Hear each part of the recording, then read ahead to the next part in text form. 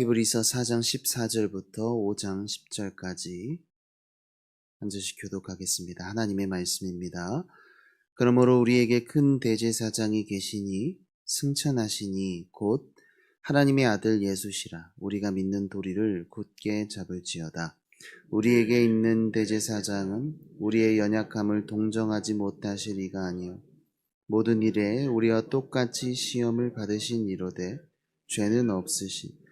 그러므로 우리는 긍휼하심을 받고 때를 따라 돕는 은혜를 얻기 위하여 은혜의 보좌 앞에 담대히 나아갈 것이니라. 대제사장마다 사람 가운데서 택한 자이므로 하나님께 속한 일에 사람을 위하여 예물과 속죄하는 제사를 드리게 하나니, 그가 무식하고 미혹된 자를 능히 용납할 수 있는 것은 자기도 연약에 휩싸여 있음이라. 그러므로 백성을 위하여 속죄제를 드림과 같이 또한 자신을 위하여도 드리는 것이 마땅하니, 이 존귀는 아무도 스스로 취하지 못하고 오직 아론과 같이 하나님의 부르심을 받은 자라야 할 것이니라. 또한 이와 같이 그리스도께서 대제사장 되심도 스스로 영광을 취하심이 아니요 오직 말씀하신 이가 그에게 이르시되 너는 내 아들이니 내가 오늘 너를 낳았다 하셨고, 또한 이와 같이 다른 데서 말씀하시되 내가 영원히 멜기세덱의 반차를 따르는 제사장이라 하셨으니, 그는 육체에 계실 때에 자기를 죽음에서 능히 구원하시리 에게 심한 통곡과 눈물로 간구와 소원을 올렸고 그의 경건하심으로 말미암아 들으심을 얻었느니라. 그가 아들이시면서도 받으신 고난으로 순종함을 배워서 온전하게 되셨은즉 자기에게 순종하는 모든 자에게 영원한 구원의 근원이 되시고. 함께 읽습니다. 하나님께 멜기세덱의 반차를 따른 대제사장이라 칭하심을 받으셨느니라. 아멘. 사람이 하나님의 약속하신 안식에 들어가기 위해서 붙잡아야 할 건 예수님께서 행하신 일입니다.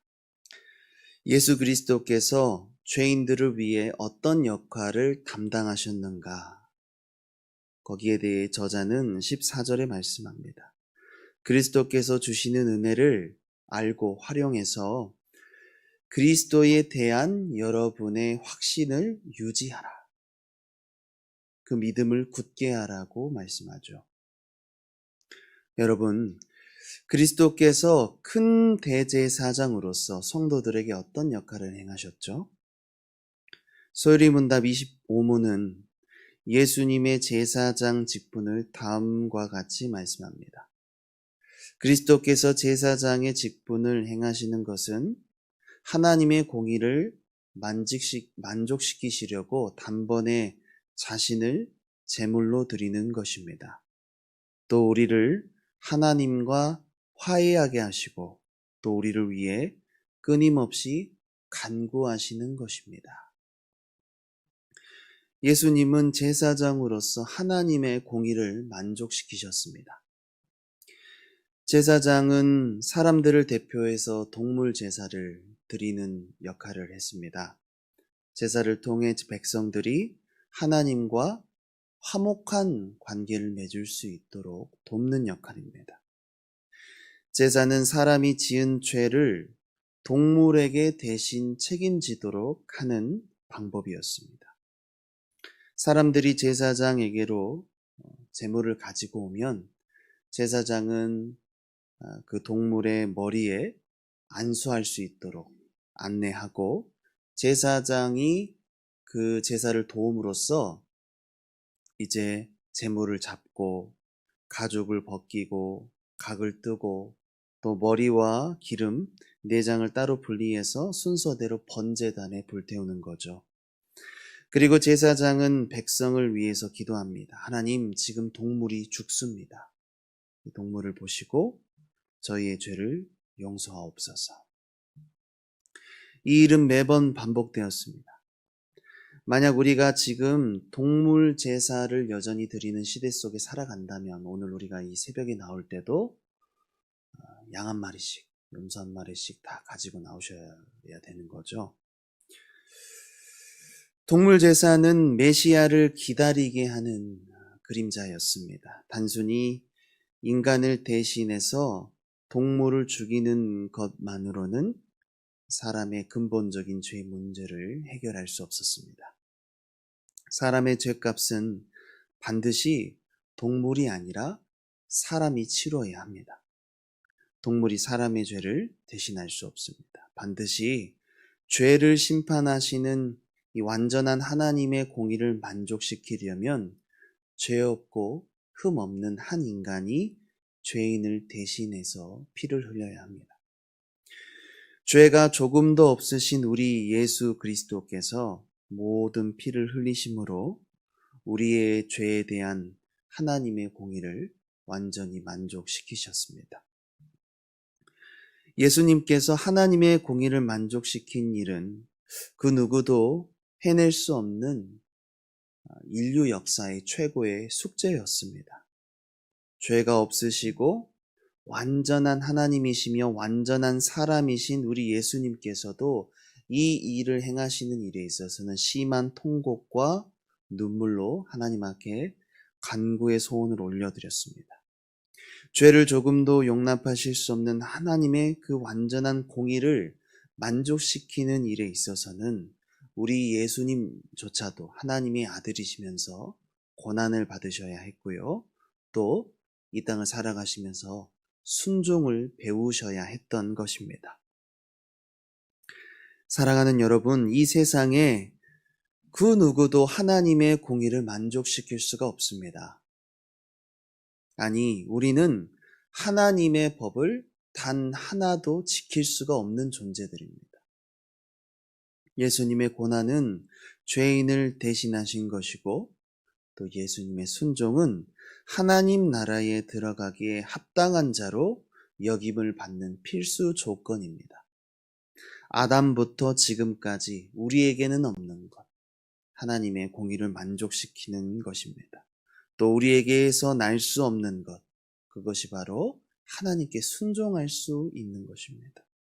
예수님의 순종은 바로 우리 죄인들을 대신해서 하나님께 순종하신 것입니다. 그렇다면 우리는 순종을 안 해도 되는 걸까요? 예수님이 다 이루셨기 때문에 믿기만 하면 되는 걸까요?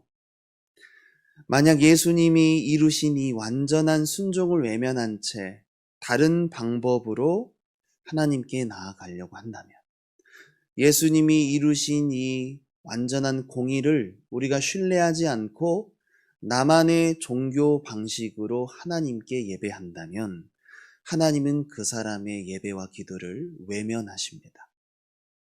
우리의 연약함을 아시고 우리를 도우시는 예수님의 순종을 우리가 의지하여 나아갈 때 비로소 은혜의 보좌 앞에 담대히 나아갈 수가 있는 것입니다.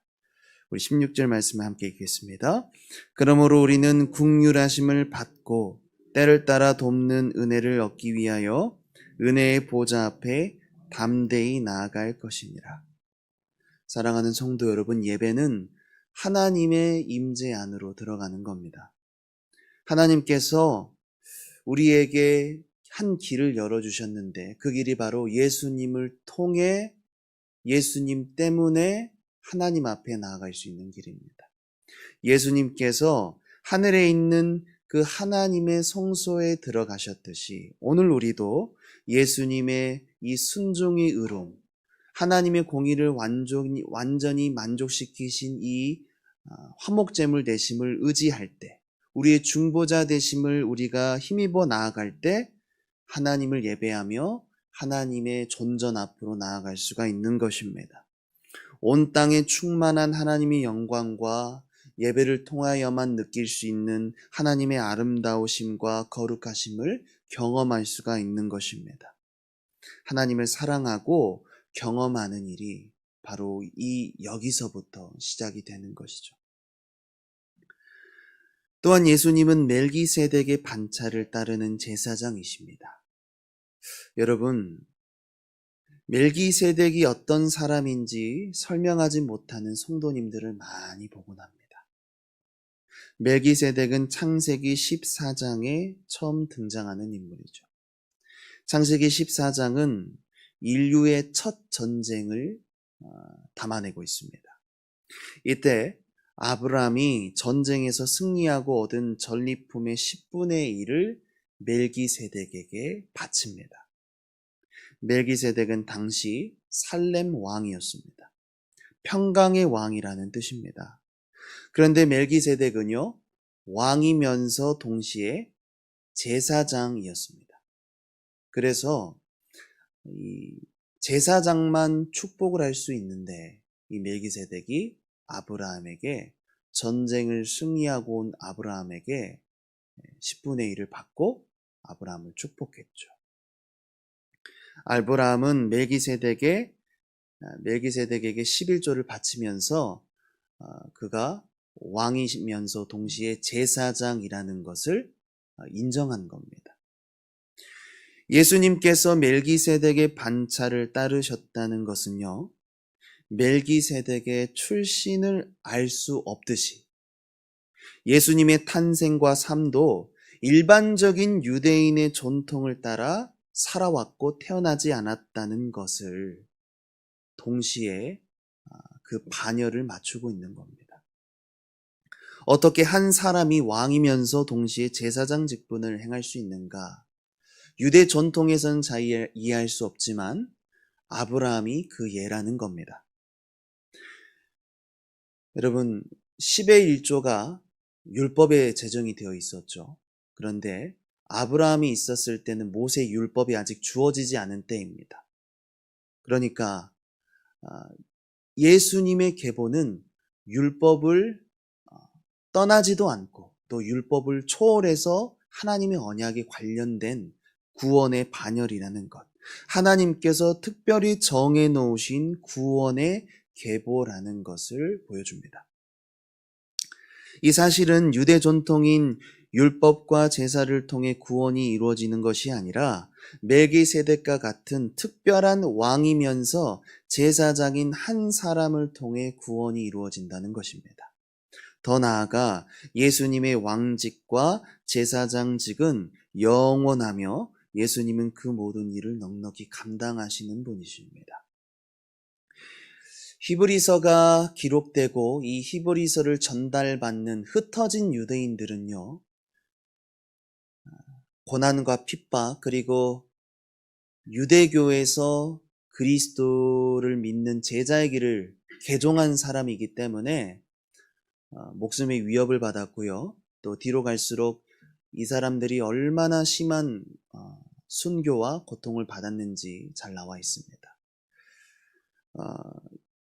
이 계보를 따르는 것은 그들이 신앙을 지키기 위해서 다른 사람들과 뭔가는 다른 것 같은 길을 걷는 것 같고, 또 일반적인 신앙인들이 걸어가는 그 구원의 길과는 소외되고 사람들의 인정을 잘 받지 못하는 특별한 길을 걷는 것 같은 마음이 있었기 때문에 이 저자는 성경을 기록하면서 당신들이 이상한 길을 걷고 있는 게 아닙니다. 우리 예수님도 그 특별한 길을 걸으셨고, 당신들이 겪고 있는 고난과 어려움을 우리 예수님께서도 심한 통곡과 눈물을 흘리시면서 하나님께 순종의 길을 배워가는 길을 걸어가셨던 것입니다. 라고 여러분들의 그 믿음을 굳게 할 수 있도록 멜기세덱을 가지고 와서 설명하고 있는 것입니다. 사랑하는 성도 여러분, 우리의 영원한 왕이시고 대제사장 되시는 예수님의 계보를 따라 믿음 생활을 해야 합니다.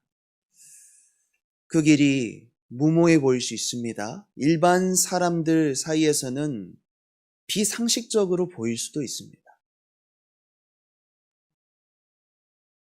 그러나 우리가 생각해야 될 것은 사람들은요, 자신들이 세운 전통과 관습을 따르다가 자신의 계보를 만들고 자신의 전통을 만들면서 하나님이 걸어가도록 하신 의의 길을 벗어나려는 잘못된 습관을 가지고 있다는 겁니다. 우리는 예수님을 한시라도 그 걸어가신 길 생각하지 않을 때 구원의 길을 벗어날 수 있는 가능성을 충분히 가지고 있는 사람들입니다. 그러므로 우리는 나만의 어떤 전통과 신앙 계보를 만들려고 하지 말고 사람들이 다 걸어가고 사람들이 인정해주는 길을 걸어가려고 하지 말고 예수님께서, 우리의 왕 되신 예수님께서 다스리시고 보호하시는 그 길을 걸어가며 정말 이 길이 맞는 것인가 그 의문점이 들 때마다 예배하며 하나님의 임재를 경험하며 은혜를 구하는 길을 택해야 된다는 것이죠. 또한 우리의 대제사장이신 예수님께 우리의 죄와 허물을 날마다 고백할 수 있어야 합니다. 중보자 예수님이 아니고서는 우리는 하나님께 조금도 용납될 수가 없는 존재들이다. 이것을 우리는 늘 주님 앞에 고백해야 되는 것입니다. 예수님께서 당하신 고난이, 예수님께서 이루신 순종이 우리를 살게 하는 것입니다. 이 놀라운 진리를 붙잡을 수 있기를 바랍니다. 우리는 대제사장이신 예수님을 의지하여서 하나님의 보좌 앞에 담대히 나아갈 수 있어야 합니다. 그 보좌에 나아가기를 힘썼던 사람들, 그 믿음을 지켰던 사람들이 하나님의 그 보좌 앞에 나아가면서 천국을 더욱더 선명히 소망할 수 있게 되는 것입니다. 이 믿음을 붙들면서 오늘도 하나님 은혜의 보좌 앞에 나아가는 귀하고 복된 성도 여러분들 될 수 있기를 예수님의 이름으로 소망합니다. 존귀하신 아버지 하나님 감사합니다. 우리의 믿음은 소장용 전리품이 아니라 하나님께서 우리의 손에, 우리의 마음에 쥐어주신 능력의 이름 예수 그리스도인 줄 믿습니다. 우리의 대제사장이신 예수님을 붙잡고 의지함으로 하나님의 은혜의 보좌 앞으로 담대히 나아가는 특권을 누리며 살아가게 하여 주옵소서. 하나님, 오늘 우리가 살아가는 세상 속에서도 많은 사람들이 예수님을 따라가려고 할 때 교회 안에서도 같은 신앙인들도 평범하는 신앙생활을 하도록 말하고 특별히 예수님을 사랑하는 믿음과 하나님을 경외하는 신앙을 이상하게 바라보고 말하는 경우가 있는데 주님, 우리가 멜기세덱의 반차를 따랐던 예수님의 그 좁은 길, 그 특별한 길을 걸어갈 수 있도록 믿음을 더하여 주옵소서. 우리의 믿음의 지경을 넓혀 주옵소서. 하나님, 우리가 예수님을 따르는 그 길에 예수님께서 먼저 걸어가셨던 심한 통곡과 간구의 소원을 올려드렸던 그 순종함을 배웠던 모습이 오늘 우리에게도 똑같이 나타나게 하시고 그 경험을 통하여서 예수 이름을 더욱 힘있게 의지하여 하나님의 보좌 앞에 나아가는 이 시간 귀하고 복된 성도들 다 되게 하여 주옵소서. 더 깊고 넓은 성숙하고 성장하는 믿음의 사람들 다 되게 하여 주옵소서. 사는 동안 예수님의 이름을 사용하고 믿음을 사용하고 믿음을 간증하는 우리 모두 되게 하여 주옵소서. 감사드리며 예수님의 이름으로 기도합니다. 하늘에 계신 우리 아버지여, 이름이 거룩히 여김을 받으시오며 나라가 임하시오며 뜻이 하늘에서 이루어진 것 같이 땅에서도 이루어지이다.